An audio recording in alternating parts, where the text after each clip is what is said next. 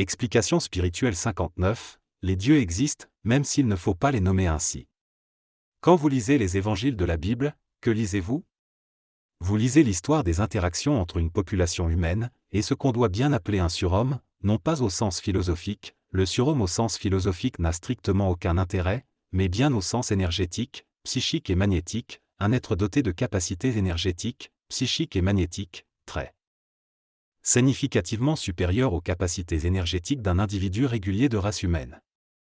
L'histoire des interactions, plus précisément l'histoire des activités d'un surhomme en interaction avec une population humaine, des activités d'un surhomme au sein d'une population humaine.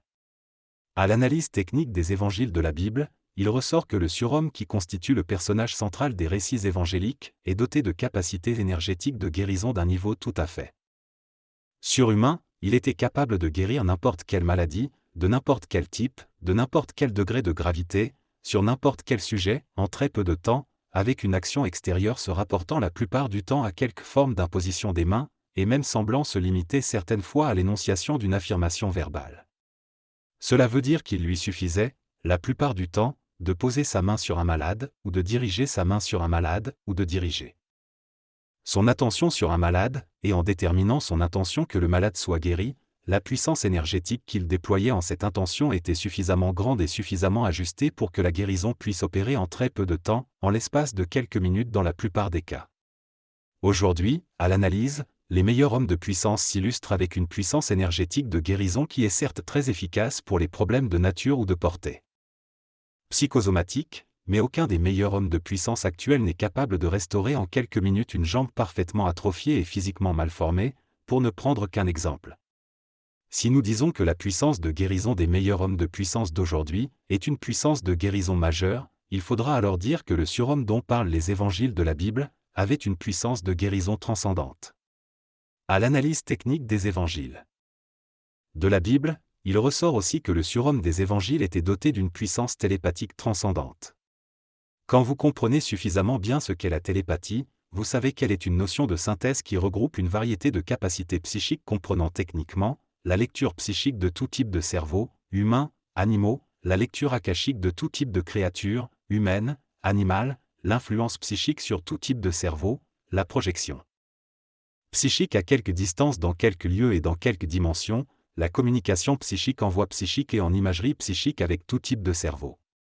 Quand un être est télépathe, cela signifie qu'il maîtrise à quelque degré tout ou partie de ses capacités psychiques, et toutes les capacités qui rentrent dans la grande catégorie de la télépathie sont ces capacités psychiques consistant en quelques modalités de maniement des ondes psychiques et des charges psychiques. A.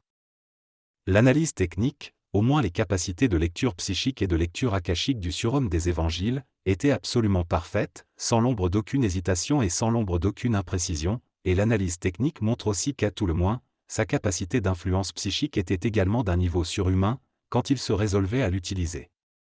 Ce sont des éléments suffisants pour statuer sur le niveau transcendant de la puissance télépathique du surhomme des évangiles. Certes, les meilleurs hommes de puissance actuels qui possèdent de la puissance télépathique, en plus de la puissance de guérison, sont capables de manifester un niveau très élevé de lecture akashique et un degré relativement consistant de lecture psychique, mais le niveau de puissance télépathique du surhomme des évangiles reste très supérieur. À l'analyse technique, il ressort que le surhomme des évangiles avait une puissance psychokinésique transcendante. Qu'est-ce que la puissance psychokinésique? C'est le pouvoir général d'agir sur la matière interne, et aujourd'hui, aucun homme de puissance n'est capable de transformer physiquement de l'eau en vin, ni de marcher physiquement sur l'eau, ni de commander directement au vent, ni de multiplier physiquement des aliments physiques, ni de se rendre physiquement luminescent, toute chose que maîtrisait le surhomme des évangiles, montrant ainsi des exemples manifestes qui relèvent d'une puissance psychokinésique transcendante. C'est l'analyse technique des évangiles de la Bible, qui montre que le personnage central de ces évangiles était doté, au moins, d'une puissance de guérison transcendante, d'une puissance télépathique transcendante, et d'une puissance psychokinésique transcendante, et il suffit seulement d'une puissance de guérison transcendante et d'une puissance télépathique transcendante, pour définir le statut d'un surhomme, car l'individu régulier de race humaine est doté génétiquement et naturellement d'un niveau de puissance de guérison très modeste et très erratique, sinon inexistant, et d'un niveau de puissance télépathique très modeste et très erratique, sinon inexistant. Or la puissance de guérison et la puissance télépathique sont des marqueurs pour les deux aspects fondamentaux de la puissance énergétique fondamentale des êtres, la puissance magnétique et la puissance psychique. Donc, si ces deux marqueurs sont d'un niveau transcendant chez un être, c'est que cet être est assurément un surhomme, au sens énergétique du terme. L'analyse technique de l'énergétique d'un récit mettant en scène des personnages ayant quelque pouvoir énergétique, c'est l'analyse de la cohérence du récit par rapport aux lois énergétiques qui régissent le fonctionnement des capacités énergétiques, car ces capacités ne sont pas de la magie, au sens où elles ne procèdent pas de l'arbitraire, de l'aléatoire et de l'erratique, ces capacités procèdent de lois énergétiques régissant le fonctionnement fondamental de l'énergie, et le fonctionnement technique des centres de force et des centres d'énergie qui sont la base des capacités. L'analyse technique de l'énergétique d'un récit peut déterminer si le récit est possiblement véridique du point de vue des capacités énergétiques exposées, ou si le récit est nécessairement erroné ou nécessairement falsifié toujours du même point de vue. Un récit nécessairement erroné est un récit dans lequel aucune loi énergétique n'est respectée. Surtout parce que l'auteur du récit a inventé, sans avoir connaissance des lois énergétiques, tandis qu'un récit nécessairement falsifié est un récit dans lequel les lois énergétiques sont globalement respectées, mais avec des déformations manifestes. C'est ainsi que l'analyse technique des évangiles apocryphes, qui n'ont pas été retenus dans le canon officiel de la Bible, montre que ces évangiles sont à minima fortement falsifiés, sinon totalement fantaisistes, là où les 4 évangiles retenus dans le canon officiel de la Bible sont énergétiquement conformes aux lois énergétiques, pour celui qui connaît suffisamment profondément ces lois. Les lois énergétiques montrent que beaucoup de choses énergétiquement prodigieuses sont effectivement possibles, mais pas de n'importe quelle manière. Par exemple, si un homme est capable d'une lecture akashique très précise et très fine sur une personne quelle qu'elle soit, cet homme devrait aussi être capable d'une lecture psychique très précise et très fine sur une personne quelle qu'elle soit, si sa capacité de lecture akashique est réellement de son fait. Par exemple encore, si un homme est capable apparemment d'une lecture akashique supposément très précise et très fine dans les vies antérieures d'une personne quelle qu'elle soit, normalement cet homme devrait aussi être capable du même niveau de lecture akashique sur le passé de la vie actuelle des personnes quelles qu'elles soient. Certes, beaucoup de choses énergétiquement prodigieuses sont possibles, mais pas n'importe comment, et ce pas n'importe comment, c'est la science énergétique qui le précise. L'analyse technique de nombre de récits mythologiques montre que ces récits sont des récits falsifiés, mais on peut reconnaître une trame énergétiquement cohérente au sein de ces récits, au milieu des déformations et des ajouts de divers degrés. Les récits mythologiques parlent à la base des interactions entre des populations humaines et des surhommes. Et on peut établir que ces surhommes disposaient d'une puissance télépathique transcendante et d'une puissance d'induction de transe transcendante. La puissance d'induction de transe est une modalité de la puissance magnétique, tout comme la puissance de guérison est également une modalité de la puissance magnétique. De fait, la puissance de guérison consiste dans la capacité de mettre les cellules ordinaires en transe profonde, tandis que la puissance d'induction de transe souligne plus spécifiquement l'usage de cette capacité sur les neurones du cerveau, de sorte que la puissance de guérison est une modulation de la puissance d'induction de transe. Un cerveau plongé en transe profonde sera capable de faire l'usage de certaines capacités extrasensorielles, et sera capable de vivre certaines expériences énergétiques de perception et de conscience, et un cerveau plongé en transe profonde sera capable de mobiliser quelques degrés de capacité d'auto-guérison de l'organisme auquel il appartient. Voyons ceci par exemple, un surhomme ayant une puissance télépathique transcendante peut apparaître psychiquement sous la forme qu'il veut aux yeux de n'importe quel humain régulier. Qu'est-ce que cela veut dire ? Le surhomme n'a pas besoin d'être capable de modifier physiquement son organisme. S'il a une complexion physique à tête d'aigle par exemple, avec une physionomie générale à station debout, mais encore avec des membres qui diffèrent de manière consistante de la physionomie humaine générale, il peut imposer télépathiquement à n'importe quel cerveau humain de le voir comme il veut, comme un homme normal, comme un arbre, comme un agneau, comme un lion, ou de ne pas le voir du tout, invisibilité psychique. Selon les lois énergétiques, la polymorphie psychique et l'invisibilité psychique sont infiniment plus plausibles, au regard de l'analyse technique de l'énergétique des récits mythologiques, que la polymorphie physique et que l'invisibilité physique. Un surhomme capable de polymorphie psychique n'est pas nécessairement capable de polymorphie physique. La matérialisation psychique est autre chose encore. L'analyse technique des récits mythologiques montre que la cohérence veut que les surhommes dont il est question soient capables de polymorphie psychique, et certains, de matérialisation psychique. Mais il serait totalement incohérent de leur reconnaître la capacité de polymorphie physique. La matérialisation psychique, c'est soit la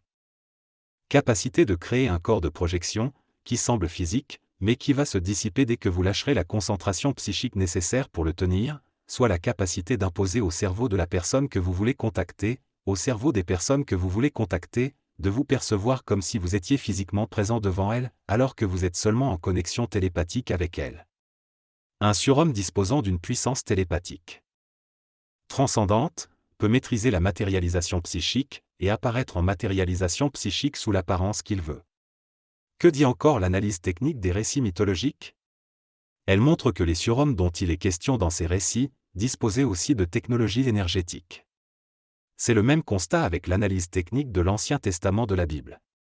Là où le Nouveau Testament de la Bible montre essentiellement de la puissance énergétique en action. N Testament montre en plus de la technologie énergétique en action. Quand le surhomme qui missionne Moïse opère l'ouverture de la mer en deux, pour pratiquer un passage bordé de part et d'autre par deux grands murs d'eau, afin que les Hébreux puissent traverser au sec, les colonnes de nuée qui sont au-dessus de la mer et qui semblent faire partie de la supervision de l'opération, dissimulent de la technologie énergétique, un niveau de technologie énergétique manifestement capable de réaliser une telle opération. La Bible est le livre le moins falsifié, au regard de son analyse technique énergétique, parmi tous les textes qui relatent les interactions entre des surhommes et des populations humaines. Il ne s'agit pas de se prononcer sur la véracité historique au premier degré du moindre fait de la Bible, il s'agit seulement ici d'examiner les choses à la lumière des lois énergétiques, et notamment des lois énergétiques qui régissent les capacités psychiques et les capacités magnétiques, et des lois énergétiques qui régissent les possibilités et les modalités des technologies énergétiques. La Bible est de même nature que tous les autres récits mythologiques, c'est-à-dire qu'il s'agit des récits qui essaient de se souvenir des temps et de ces lieux où des populations humaines ont fortement interagi avec des surhommes, équipés ou non de technologies énergétiques. Les Zeus, Athéna, Arès, Odin, Thor, Baal, Jéhovah, Astarté, Anubis, Horus, Jésus, etc., étaient des surhommes, appartenant manifestement à des races surhumaines, et non des humains qui auraient atteint des niveaux transcendants, tandis que les Pythagore, Apollonius de Tyane, Gautama, etc., étaient des hommes ayant atteint quelques stades significatifs d'hommes de puissance, psychiquement ou magnétiquement. Les dieux sont en réalité des surhommes issus de races surhumaines, des surhommes ayant eu des activités plus ou moins intenses au sein de populations humaines, et en relation avec des populations humaines. Les récits mythologiques, et la Bible est un récit mythologique, c'est seulement le plus récent des récits mythologiques et le moins falsifié du point de vue de la cohérence énergétique. Les récits mythologiques montrent que des surhommes issus de races surhumaines opéraient de manière publique à quelque échelle au sein de populations humaines, conduisant quelque activité et quelques projets. Le surhomme Jéhovah par exemple a opéré pendant des siècles, influençant le cours des événements et créant des trames d'événements afin que d'Abraham émerge une descendance nombreuse qui allait constituer le peuple hébreu, le peuple formé par la descendance d'Abraham au fil des siècles, afin que le peuple hébreu vive en incubation sociale pendant quelques siècles en Égypte, afin de susciter le prophète Moïse pour conduire le peuple hébreu hors d'Égypte et vers la terre promise, etc. Il semble que le surhomme Jéhovah voulait créer son peuple spécifique et sa nation spécifique, un peuple et une nation dont il aurait été l'autorité spirituelle absolue. Le surhomme Jésus a réussi, malgré lui-même ou de manière totalement délibérée, peu importe, il a réussi à créer une religion au cœur de laquelle il est l'autorité spirituelle absolue. Qu'est-ce qu'une autorité spirituelle? Vous connaissez ce que sont les autorités politiques, ce sont les personnes qui détiennent un pouvoir conventionnel qui leur donne la licence socio-fonctionnelle et socio-structurelle de prendre des décisions et des mesures que vont appliquer des personnes placées sous leur autorité. Les autorités politiques sont déclinées dans des fonctions politiques et des fonctions administratives qui segmentent et qui spécialisent différentes modalités de licence sociale, socio-fonctionnelle et socio-structurelle. Il s'agit des empereurs de plein exercice, des présidents de la République, des rois de plein exercice, des premiers ministres, des chanceliers, des ministres, il s'agit des présidents et des directeurs de différentes institutions publiques, de différentes institutions politiques et de différentes institutions administratives. Une autorité spirituelle, c'est une personne qui a un pouvoir apparenté conventionnel, mais sur des gens qui se placent eux-mêmes sous son autorité, parce que ces gens lui reconnaissent un niveau de puissance et un niveau de connaissance suffisamment élevé pour qu'ils estiment légitime d'obéir aux décisions et pour appliquer les mesures de cette autorité spirituelle. Quand cela se passe dans les termes saints d'un groupe spirituel, informel ou formel, formé autour d'un enseignant spirituel, enseignant spirituel dont les membres du groupe spirituel reconnaissent quelque niveau de puissance et quelque niveau de connaissance justifiant que ce soit lui l'enseignant spirituel. Quand cela se passe dans ces termes saints, l'autorité spirituelle de l'enseignant spirituel se limite à la stricte matière de la détermination des enseignements spirituels et des pratiques spirituelles, l'enseignant spirituel pouvant éventuellement conseiller ses élèves ou ses disciples sur quelques éléments de leur vie, selon leur propre demande en conseil, des conseils qui sont seulement des conseils. Selon sa communication, selon son approche didactique, selon son approche pédagogique, et selon son niveau de puissance et son niveau de connaissance, les premiers éléments cités étant les plus déterminants, l'enseignant spirituel réussira à constituer autour de lui un groupe spirituel de quelque taille, depuis un groupe de quelques dizaines de personnes, à un groupe de plusieurs millions de personnes. Un groupe spirituel peut être de taille modeste pendant longtemps, puis se mettre à grandir et devenir riche de plusieurs dizaines de milliers, ou de plusieurs centaines de milliers d'élèves ou de disciples, en fonction de la communication, de la didactique et de la pédagogie, et pas nécessairement en fonction d'une élévation du niveau de puissance ou du niveau de connaissance de l'enseignant spirituel. Il y a des enseignants spirituels qui ont moins d'élèves ou de disciples, que d'autres enseignants spirituels beaucoup moins puissants et beaucoup moins experts dans les choses de l'esprit. Cela se joue la plupart du temps à des questions de communication, de didactique et de pédagogie, de sorte qu'un enseignant spirituel qui a seulement 10% de la puissance et de la connaissance d'un autre, peut avoir un groupe spirituel des centaines de fois plus imposant, mais les petites cervelles jugent du niveau spirituel d'un enseignant spirituel, à la taille de son groupe d'élèves ou de disciples, vivent les petites cervelles. Dans les termes moins saints d'une religion, d'un culte spirituel voué à un surhomme, que ce surhomme soit encore actif publiquement ou qu'il se soit retiré depuis longtemps de la scène publique, et aujourd'hui plus aucun surhomme n'opère sur la scène publique, dans les termes moins saints d'une religion, l'autorité spirituelle ne prend pas la forme d'un enseignant spirituel, elle prend la forme d'une figure spirituelle à laquelle les fidèles vouent un culte, vénération, adoration, dévotion. C'est la définition culturelle technique d'un Dieu, qui est différente de la définition énergétique. Qu'est-ce qu'un Dieu ? C'est la figure spirituelle centrale d'un culte spirituel, une religion. Il faut intégrer que culte et religion sont des termes qui désignent la même chose, une figure spirituelle réelle ou imaginaire, en présence publique ou en présence invisible elle-même ou une présence invisible simulée par quelque entité invisible qui n'est pas la figure spirituelle elle-même proprement dite, une figure spirituelle à laquelle les fidèles reconnaissent une autorité qui va jusqu'à déterminer les termes de leur vie individuelle, à toutes les échelles ou jusqu'à des échelles très avancées. Relisez la définition culturelle de ce qu'est un Dieu.